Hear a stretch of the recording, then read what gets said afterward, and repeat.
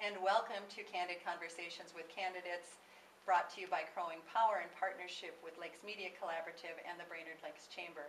I'm Lisa Paxton, and it's a pleasure to be with you today. And joining me is Guy Green. Guy is a candidate for mayor for the city of Brainerd. Welcome. Thank you very much. I'm happy to be here. Good to have you here. We're going to start first with your opening comments. Very well. I will say that this is the first time I've ever run for public office before. Most of my career has been involved in golf, radio, or writing of some sort. I started out, I had a wonderful adventure in 1983 of rating every golf course in the state of Minnesota for the USGA handicap system, and met a lot of wonderful people, a lot of wonderful golf courses, and entrepreneurs who were busy trying to keep golf the giant industry that it is in Minnesota. And after the year after that, I was made the assistant executive director of the Minnesota Golf Association.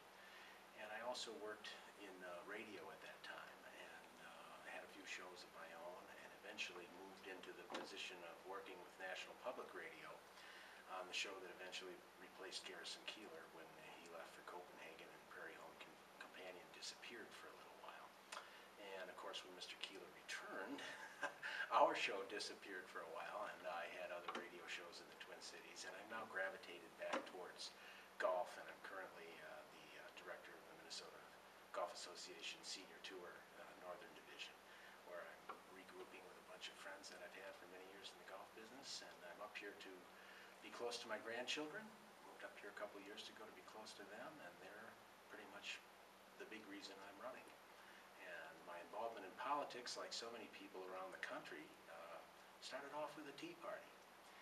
And I went to all of the 3 Tea Parties that were held here in the Brainerd area and spoke at all 3 of them, and discovered a lot more people who were interested in politics: doctors, lawyers, bakers, mechanics, unemployed people, all interested in what was happening both in local politics and in national politics. And as a result of some of those meetings and some of the things that I saw happening in the Brainerd area, I started to get involved in local politics. And our first endeavor was when an Iraqi expatriate came up to the Brainerd Library and made some comments about the U.S. military that were slanderous, and some things about what had been going on in Iraq, and how the people of Iraq had been better off under Saddam Hussein than they were under the current administration there, and the American occupiers, as he called them.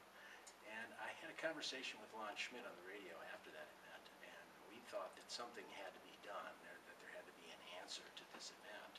And along with Dale Walls and a few other people in town, we formed the Minnesota Freedom Council, which has dealt with politics in the area and we had an event called Operation Awaken that brought 750 people to the CLC gym to answer the event in the library. And it's been a cascade of events since then, and the upshot of the story is you have to walk it like you talk it, or you lose that beat.